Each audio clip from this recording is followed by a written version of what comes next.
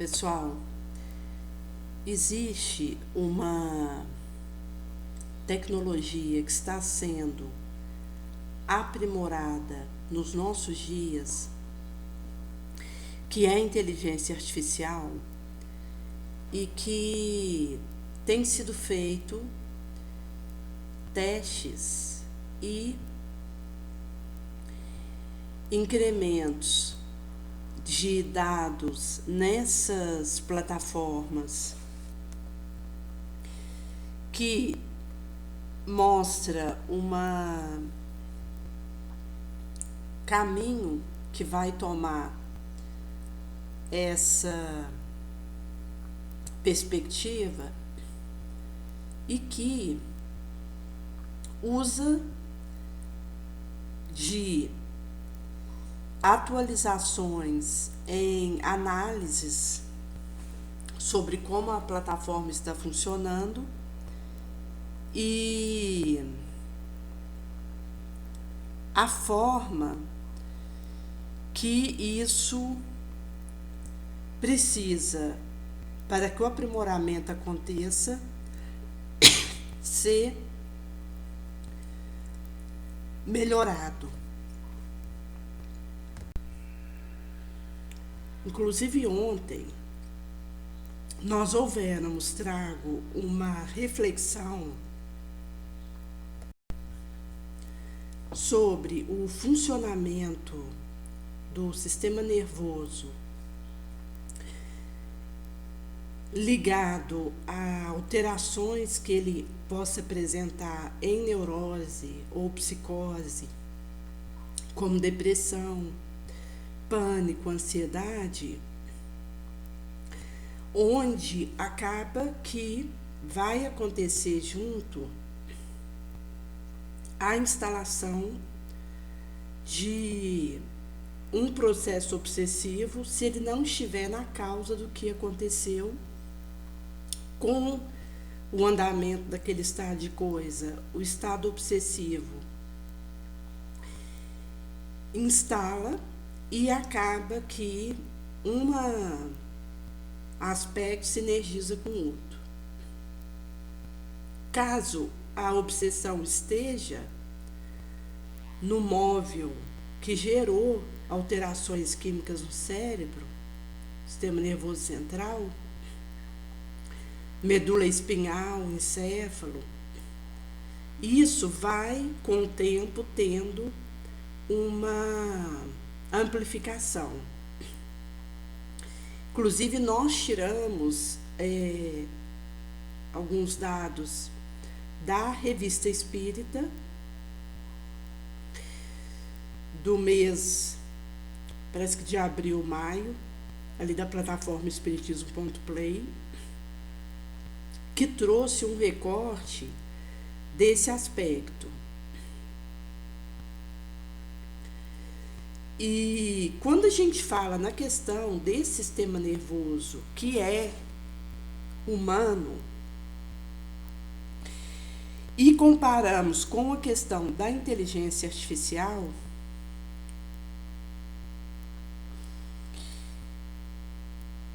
precisaríamos considerar que a inteligência artificial, ela não vai substituir essa inteligência humana. Como algumas vozes mais dramáticas ecoam, mas vai ter um aspecto de facilitar o cotidiano dos habitantes terráqueos.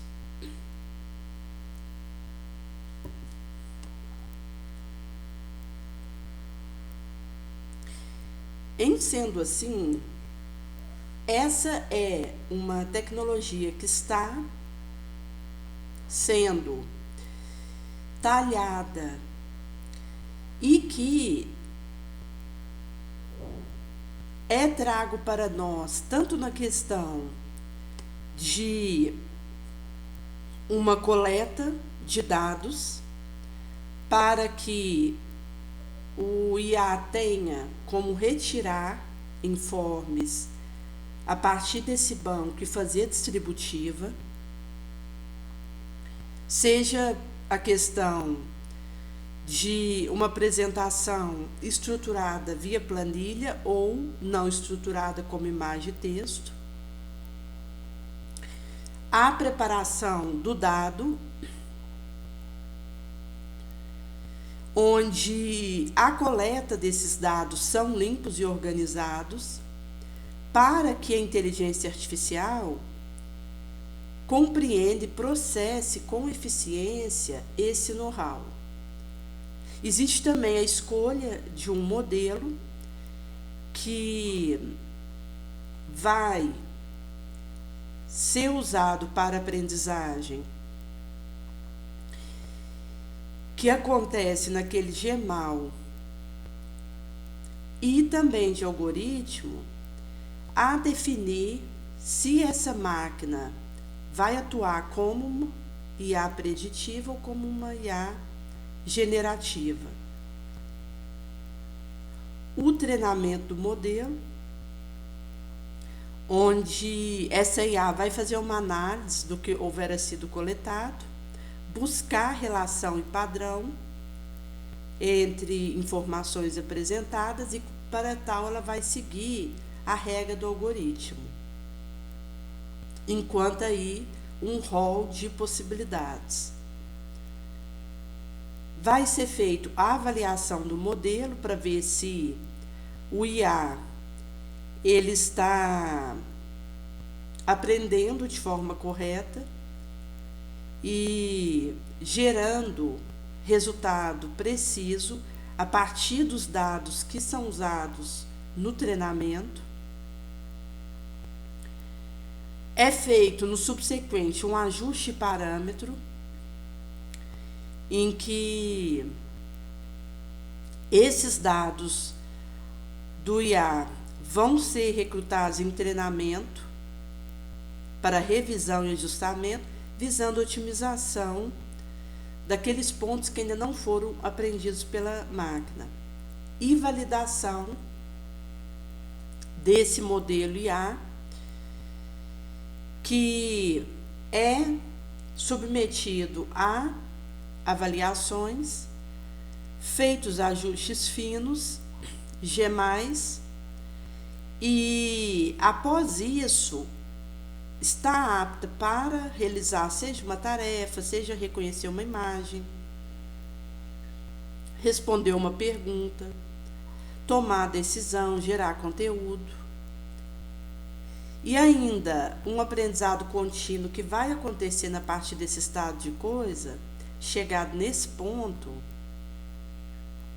visto que novos dados vão atualizando essa plataforma, porque ela não pode parar de aprender, até porque o conhecimento e a inteligência humana é um contínuo evolutivo.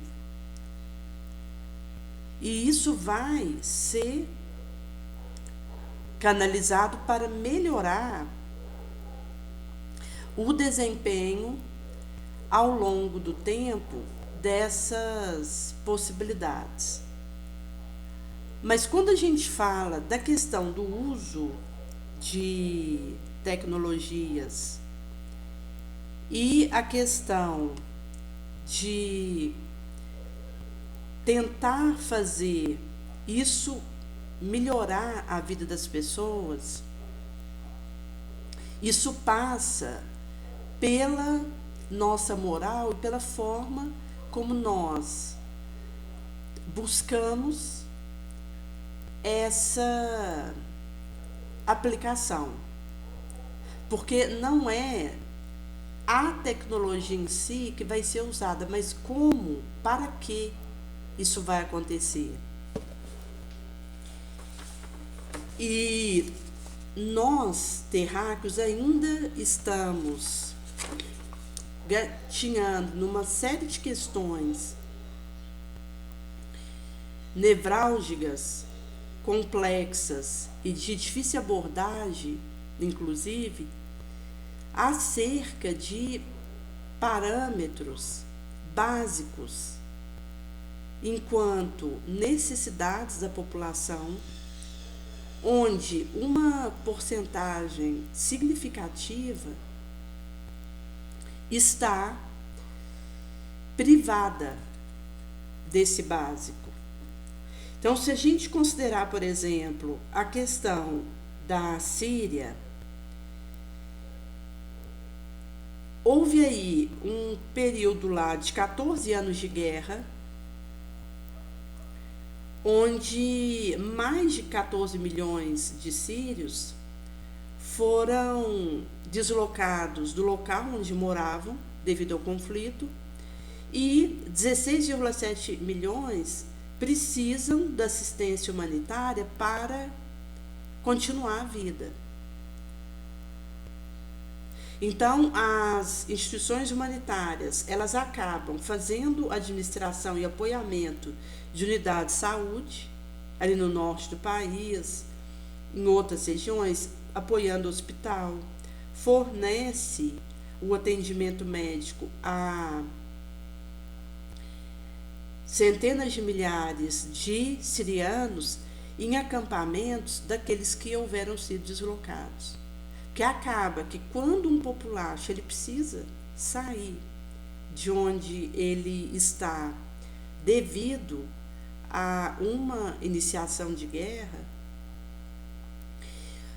se torna necessário ter um atendimento humanitário naquele local para que esses populachos continuem recebendo uma água, um pão, um remédio, até pela instabilidade que vai se instalar ali. E após aí a queda do governo de Bashar al-Assad, que durou aí 24 anos, Damasco, que é a capital do país, pôde ser acessada por uma ajuda humanitária em mais de uma década. E houve tentativa aí dessa ação humanitária propriamente dito chegar à Ghouta Oriental, que é um cinturão agrícola, ali na baliza de Damasco, em torno dele, mas houve impedimento para entrar. E em 2012 houve uma tomada das forças pela oposição na região, e em resposta a isso, as forças armadas sírias impuseram um cerco severo à área. Então aí passou a acontecer seja bombardeio aéreo, terrestre, atingindo mercado, hospital, casa, negação de remédio, água, alimento, como uma tática deliberada de guerra, porque aí não deixa chegar o auxílio àquele que precisa. E essa questão de bombardeios que alcança, seja um hospital, um supermercado, um lar, vai ferir quem estiver ali. Então, seja um doente, um adolescente, uma criança, são alcançados por aquelas metralhas, e isso leva a um amputamento, a uma paraplegia, a morte. Daí vão acontecer processos tristes relacionados a essas bombas que passam a ser lançadas devido às guerrilhas que aquele local esteja acontecendo. Porque aqui nós estamos fazendo um recorte da situação da Síria. Mas os bolsões de guerra que existem no mundo, em locais como a faixa de Gaza, ali na Ucrânia, região da África, locais que têm um enfrentamento de um grupo armado com o outro, vão ser usados o populacho como tática de guerra deliberada, enquanto não deixando chegar um medicamento, uma água, um pão para esse populacho, e enquanto fazendo bombardeios que alcança locais onde estão pessoas doentes, em convalescença e inviabilizando-as devido aos ferimentos que acontecem. Se considerarmos anos que passaram de abandono do local, as ruas de Gota Oriental estão em ruína. O povoléu local enfrenta dificuldade esmagadora na economia e carece de água limpa em condição de ser usada, uma infraestrutura de saneamento, alimentação adequada e aquecimento para a residência, com os riscos à saúde que se implica, porque quando a gente fala da água, pelo fato do nosso corpo ser 70% de água, se considerar o idoso, diminui. Se considerar um bebê, aumenta. Mas é em torno, aí, num adulto, de 70% de água. Essa porcentagem que acontece no nosso organismo torna ele um ambiente onde o líquido ele é imprescindível para o metabolismo. Então, o indivíduo ele pode ficar dias sem se alimentar, mas ele não fica dias sem beber uma água, porque vai acontecendo uma desidratação importante que vai levando a um colapso das manobras metabólicas e o indivíduo ele vai suspendendo o movimento interno imprescindível à vida e exaure.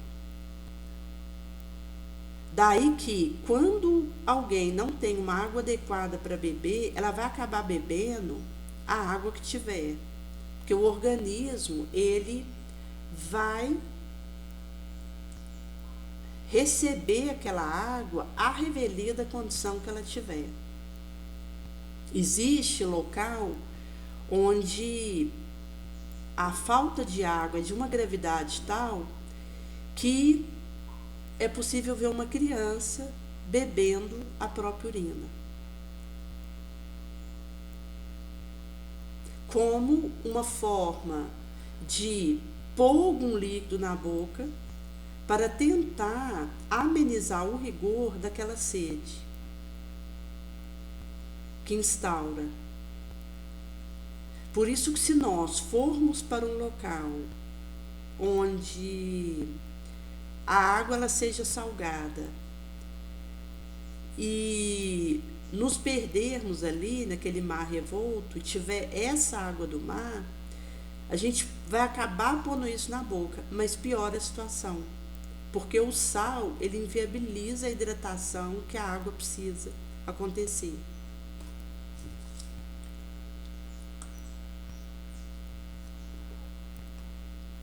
Em sendo assim, é uma questão delicada, visto que esses que estão ali sem essa água adequada vão beber o que tiver. E isso vai tendo reverberação nas contaminações que acontecem, nas toxinas e nos adoecimentos. Em Alrou, que já está aí na parte nordeste do país, mais de 43 mil pessoas vivem em desafiadora condição num acampamento de refugiado. E se a gente considerar a faixa etária destes, 65% tem menos de 18 anos.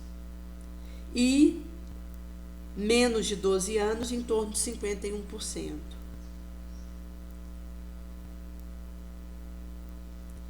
Muitos vão apresentar aí a questão do estresse pós-traumático e da depressão, porque numa situação onde o indivíduo está no meio de bombardeio, sendo usado como arma de guerra deliberadamente, com as privações que são impingidas a si, e já numa condição de adoecimento, isso leva a uma alteração traumática que, pelo fato dele continuar naquele ambiente, se torna um estresse contínuo. Por isso que não chega a ser um estresse pós-traumático, porque o estresse continua. Mas, se fosse um evento único para o indivíduo, já seria um traumatismo importante, emocional, que se aquilo cessasse e ele saísse daquela condição onde ele está sendo agredido numa região inóspita e fosse para um local de segurança, ele já teria que lidar com o estresse pós-traumático. Mas não é isso que acontece, ele continua naquela ambientação que gerou esse trauma. E a questão da depressão. E existe um agravamento atualmente que nós vivemos, que é o fechamento de vários hospitais devido ao corte no financiamento da agência dos Estados Unidos, que fazia aí uma transferência de recurso para o desenvolvimento internacional e que interrompeu isso. Essa situação tem prejudicado a reconstrução possível do sistema de saúde de locais em guerrilhas que já estão sob esgotamento.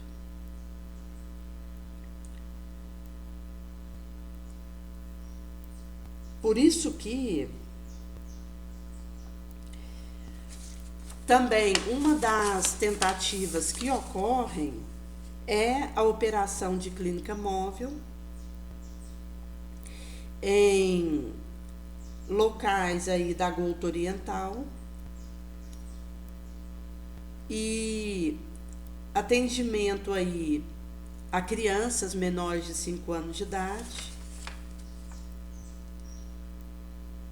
e que já têm memórias tristes de coisas que elas viveram até ali,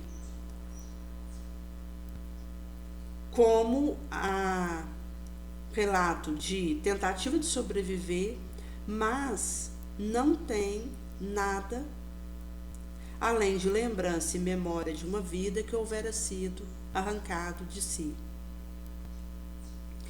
Por isso que, quando a gente fala a questão do desenvolvimento das plataformas de inteligência artificial, isso, somado com as novas tecnologias que estão pipocando, inclusive o acesso da população a esses recursos, em sendo acompanhado do desejo de beneficiar a quem precisa,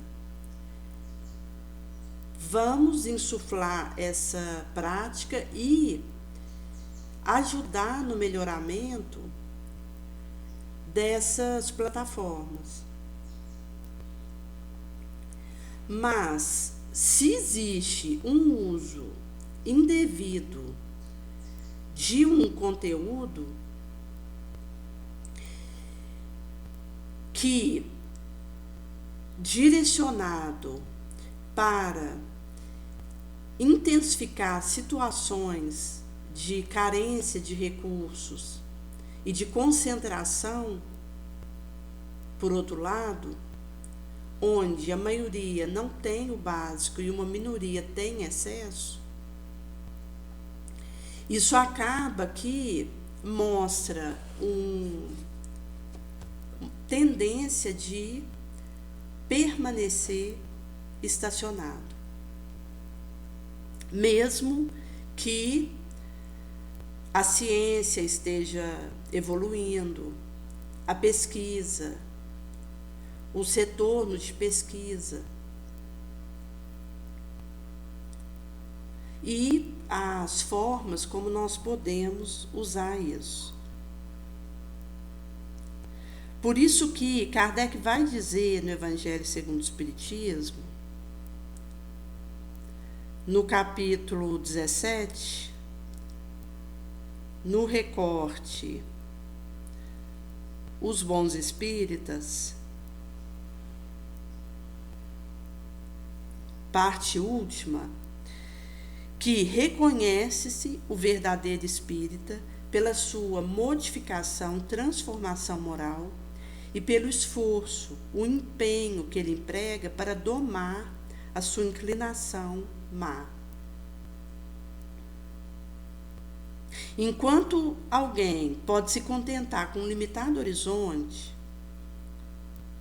outro que apreende algo de melhor e neste uma perspectiva boa, dedilha cordas no seu imo que no outro permanece inerte, ele se esforça por desligar-se e sempre consegue, desde que ele tenha vontade firme, que é o esforço supracitado para vencer sua má inclinação. Que eu arregimento vontade, querer, força para vencer meu impulso inferior. E isso também é divisar uma perspectiva melhor.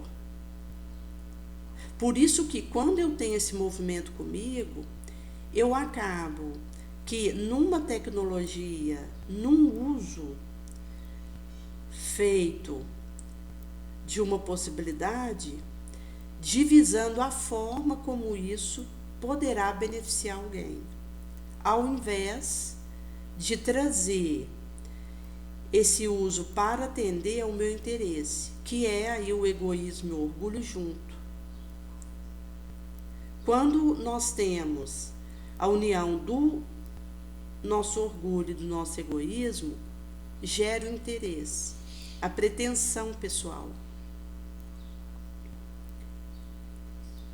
E isso vai estar no prélio da maneira como eu vou usar aquela ferramenta que está à disposição. Por isso que um dos aspectos curiosos dessa aplicação tem a ver também com a disposição em repetir quantas vezes for necessário. Visto que o amor, para auxiliar, ele aprende a repetir. E se nós estamos diante de uma variedade de pessoas e cada qual consideramos que está num estágio diferente, assimila sob uma perspectiva diferente, tem forças diferentes, porque não adianta eu falar para alguém algo que seria bom ele fazer se ele não tem força suficiente para fazer esse caminho. Mas eu sempre poderei alertar e levar ao ponto instrutivo. Em sendo assim, diante de um conjunto de pessoas onde cada qual está no seu respectivo local moral, aquilo que é falado vai ter o esforço naquele prélio, naquela preparação, de que alcance o maior número de pessoas possível, enquanto levando um areal instrutivo, uma consolação, uma esperança.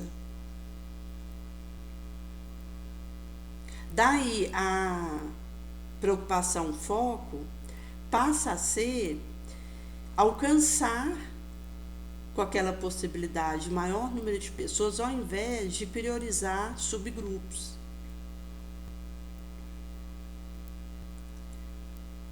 Enquanto um desejo de auxiliar.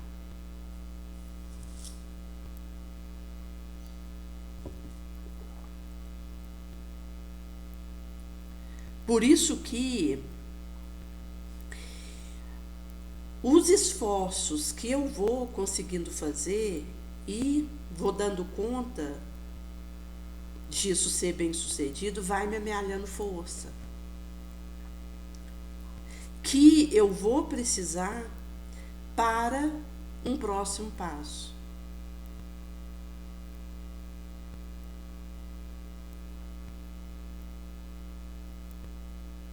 E uma das questões, gente, que nos ajuda muito com o desenvolvimento da força é lidar bem com a solidão.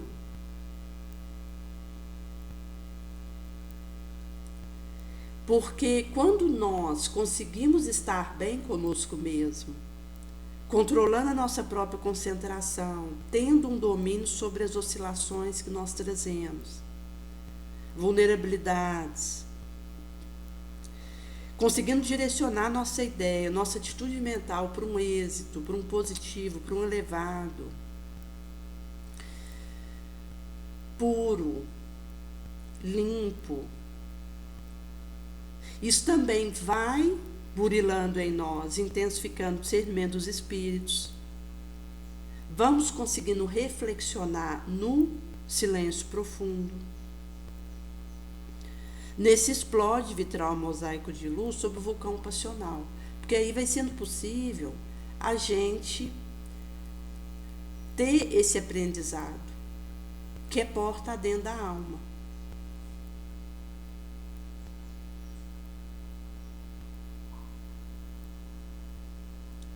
E que é construído sobre a simplicidade. Porque quando existe a simplicidade, a essência, aquilo que eu realizo de edificação moral, isso fica numa base sólida. Porque onde tem humildade, eu consigo ser caridosa. No momento que eu não consigo ser humilde, eu não consigo amar.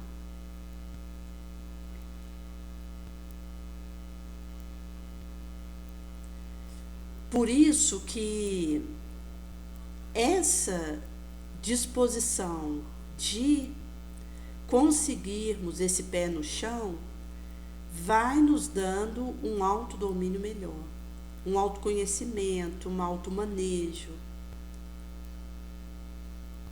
E daí eu consigo uma estabilidade mínima para realizar o que preciso.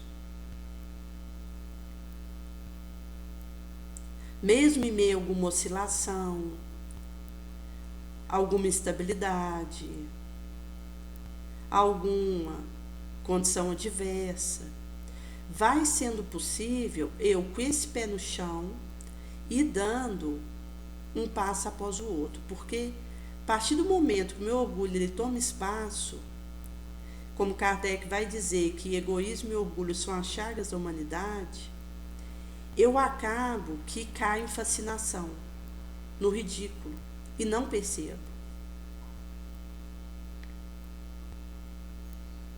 Daí, um insignificante espaço que eu dou para esses sentimentos é o suficiente para uma chuvarada de vibração fascinatória que me toma e acaba que me leva a emitir uma energia, um dado vibracional de baixo teor,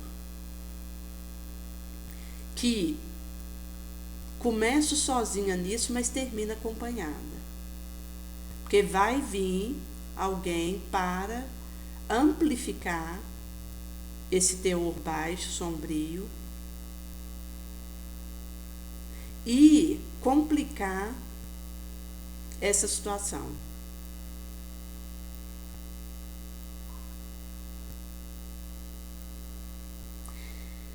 Por isso que o desejo de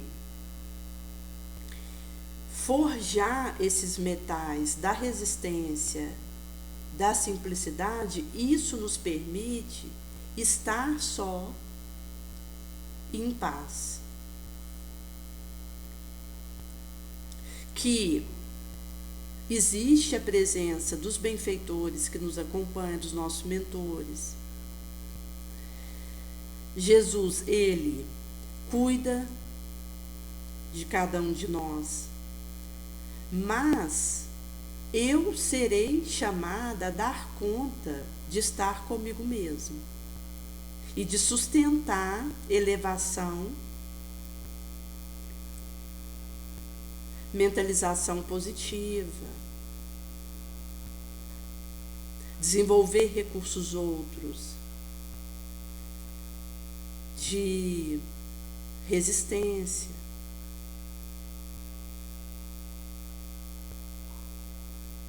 desenvolvendo mais de mim e de forma melhor.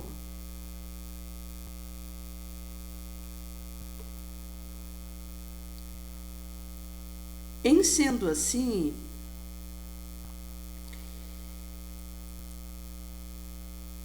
aproveitar as instâncias que nós temos para levar essa luz é um chamamento imperativo, porque nós estamos na última hora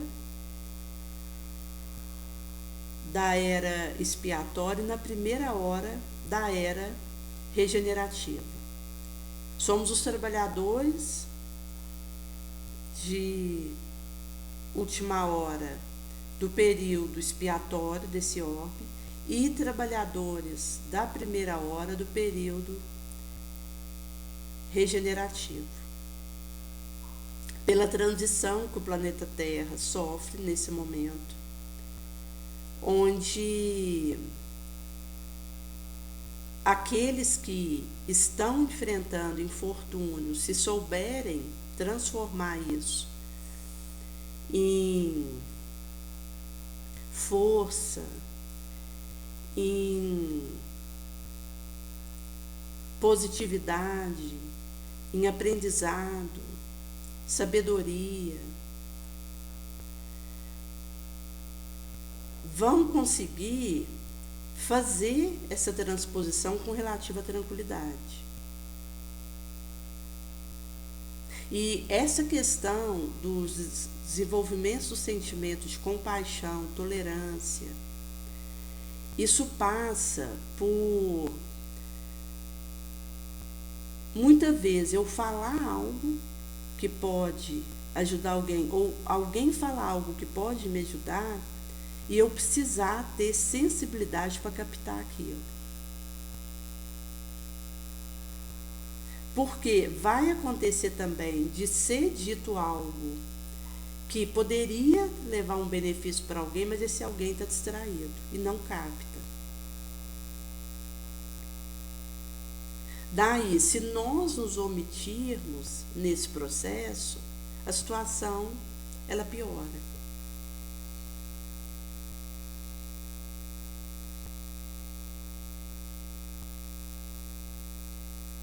Por isso que, numa conjuntura de transição qual a que nós estamos, ao abraçarmos a obrigação de nos reformarmos, de nos melhorarmos,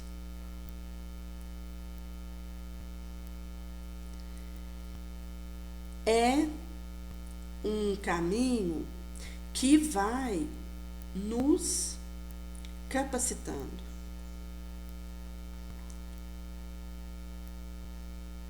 e vai nos dando essa maturidade do senso moral, que independe, seja do grau de instrução per si ou da idade, que é inerente ao desenvolvimento espiritual.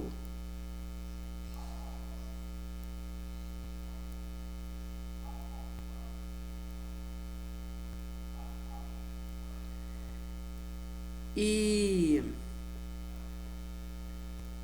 quando eu compreendo a consequência daquilo que falo, ouço, eu aprendo também o alcance moral daquela situação. E isso vai ser aplicado por mim, em mim mesmo.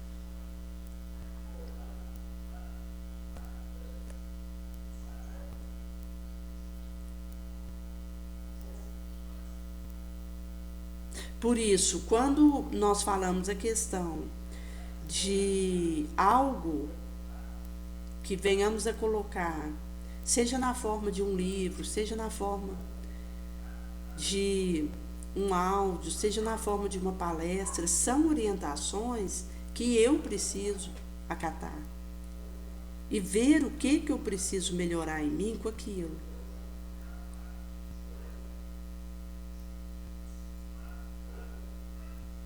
E as maneiras com que isso pode ser feito e trabalhado.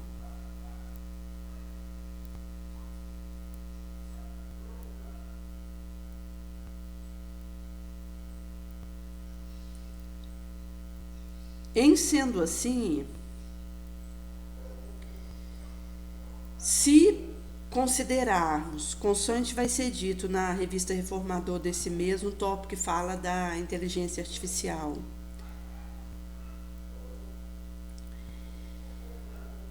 num recorte em que Emmanuel, à guisa reflexional, diz que é imperativo iluminarmos o raciocínio, mas sem descurar do sentimento, da emoção. Somos chamados a burilar o sentimento, sem desprezar, sem deixar de lado o raciocínio. O Espiritismo é a restauração do cristianismo. É a universidade da alma, porque é uma escola onde ensinamentos a mancheias são distribuídos, mas a questão central é o que eu faço com isso. Que eu posso receber informações ciclópicas sobre utilização moral, perspectiva moral, moral cristã, e não aplicar isso na vitória sobre mim mesmo, no direcionamento que eu dou para as minhas energias, na pulsação que eu faço das minhas possibilidades, que precisaria ser para o elevado.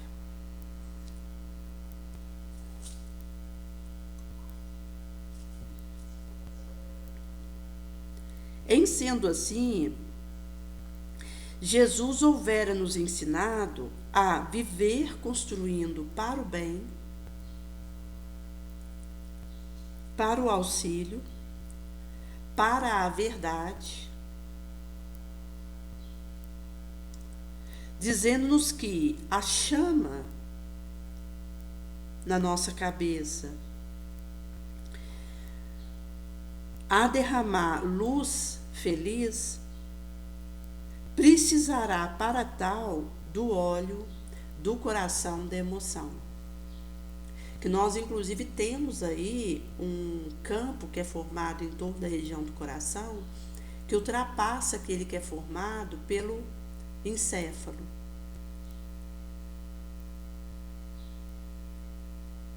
Daí, essa associação de um aspecto em relação a outro é esse esforço de engrenagem, de feedback, de circuitaria nobre.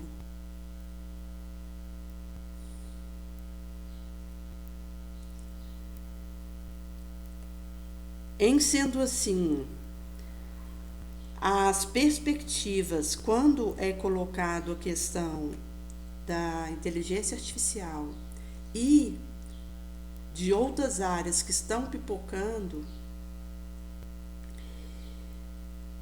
ao olharmos essa situação, ela está nos dizer que tipo de uso pretendo fazer.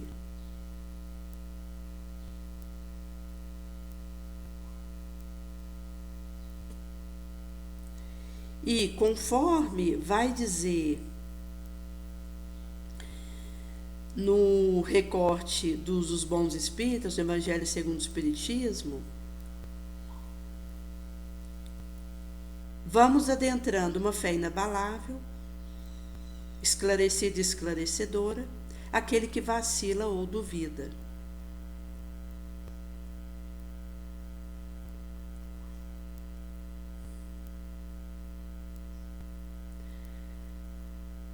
E isso vai estuando uma habitação mental,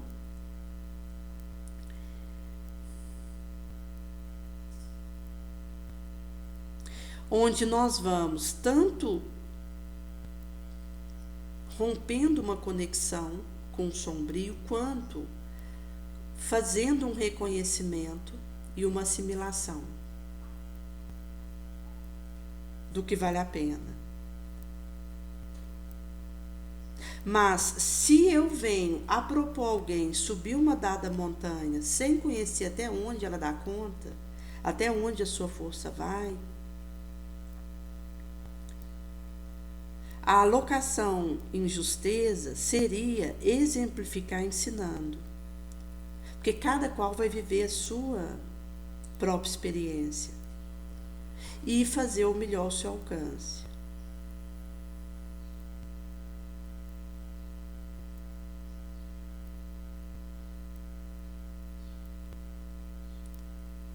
E por isso que, à medida que nós conseguimos esse desprendimento do laço terreno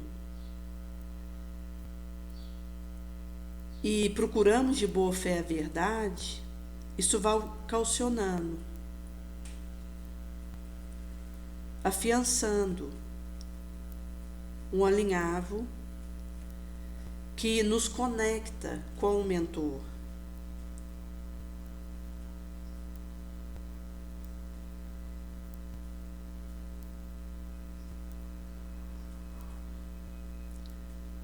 E com isso, Jesus ele vai penetrando a nossa razão, firmando a nossa conduta.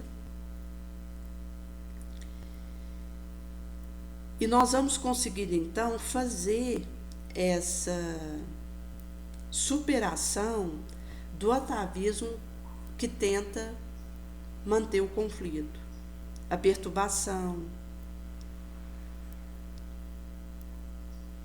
a depressão, com as desarmonias que isso implica.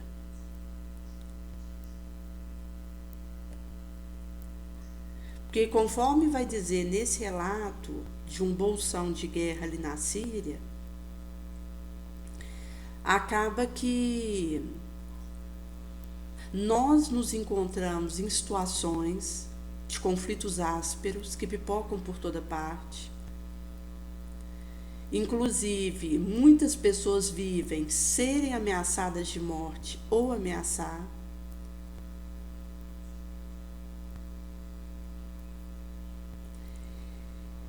Dando a mostragem de que nós ainda nos demoramos na vingança, no ressentimento. E o autodesamor, porque a gente não tem força suficiente para fazer as melhores escolhas em meio àquilo que aconteça.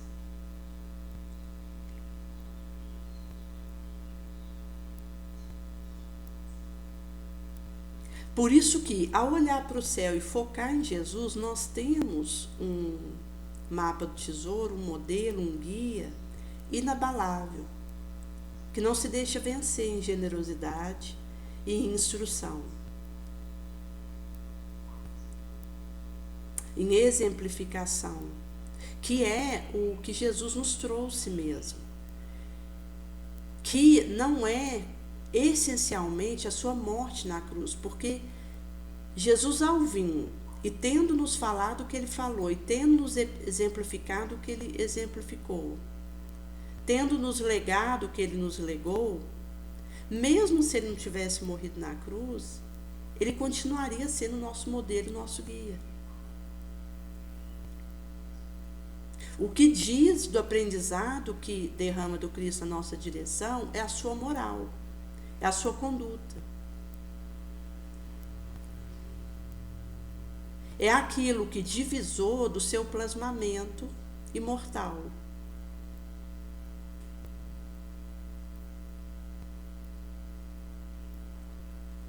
Por isso que seguir essa cartilha, essa pegada do Cristo é por aquilo que ele é.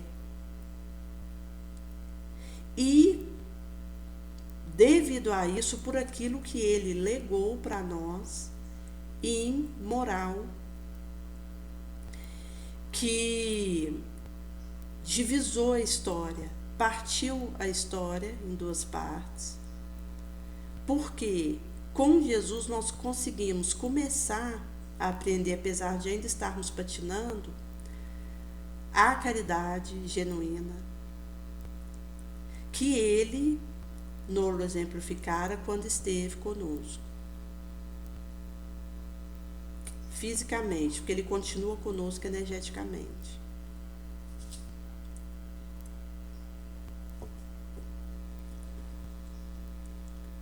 Por isso que mesmo Jesus vindo e deixando o que ele nos deixou e tivesse ido embora sem ter o sofrimento do Calvário, do Gólgota, da coroa de espinho, o legado do Cristo é imorredouro e é um baú imensurável, ilimitado de reposições sublimes, onde toda vez que nós temos contato com Cristo é um novo aprendizado, é uma nova orientação que vai nos ajudar na vitória sobre o nosso passional, a nossa sombra, e na elevação da nossa paixão por uma vontade inabalável que, através da qual é possível construirmos um mundo melhor, a partir da mudança que conseguimos fazer em nós mesmos.